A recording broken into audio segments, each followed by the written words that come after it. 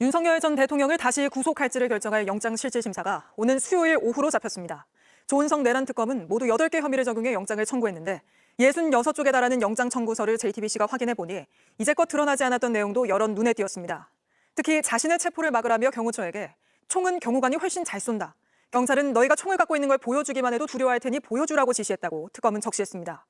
게다가 계엄의 적법성을 뒤늦게 끼워 맞추기 위해 만든 사후 계엄 선포문이 만들어졌다가 폐기되는 과정에도 윤 전 대통령이 직접 승인했다는 혐의도 적용했는데 먼저 수요일로 확정된 영장실질심사 소식부터 조혜연 기자가 보도합니다. 조은석 내란 특검은 어제 저녁 5시 20분쯤 윤석열 전 대통령에 대한 구속영장을 청구했습니다. 지난달 18일 김용현 전 장관을 추가 기소하며 수사를 개시한 뒤 19일 만이고 윤 전 대통령이 2차 소환을 마치고 귀가한 지 17시간 만이었습니다. 특검은 처음부터 내란 핵심 지휘부의 신병 확보에 집중했습니다.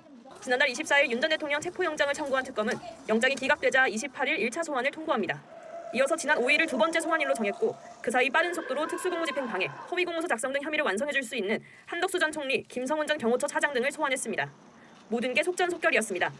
66페이지 분량의 구속영장 청구서에는 크게 5가지 범죄 사실, 8개의 혐의가 적시됐습니다. 먼저 계엄 당일 국무회의 관련 직권남용 범행입니다. 특검은 윤 전 대통령이 9명의 국무위원들의 심의권을 방해하는 범행을 저질렀다고 판단했습니다.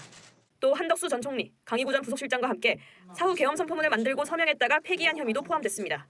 지난 1월 2차례 체포 시도 당시 경호처의 지시에 인간 스크럼을 짜게 하는 등 영장 집행을 막아선 범행에는 특수공무집행방해, 범인도피 교사, 그리고 직권남용 혐의가 적용됐습니다. 이 밖에도 비화폰 삭제를 지시하고 외신 기자단을 상대로 계엄을 정당화하기 위한 허위의 공보활동을 지시했다는 직권남용 혐의도 영장에 담겼습니다. 특검은 윤 전 대통령이 자칭 법치주의자임에도 누구보다 법을 경시하고 있어 판결에 승복할지 여부도 불분명하다며 구속 필요성을 강조했습니다. 영장 심사는 오는 9일 오후 2시 15분에 열립니다. JTBC 조혜연입니다.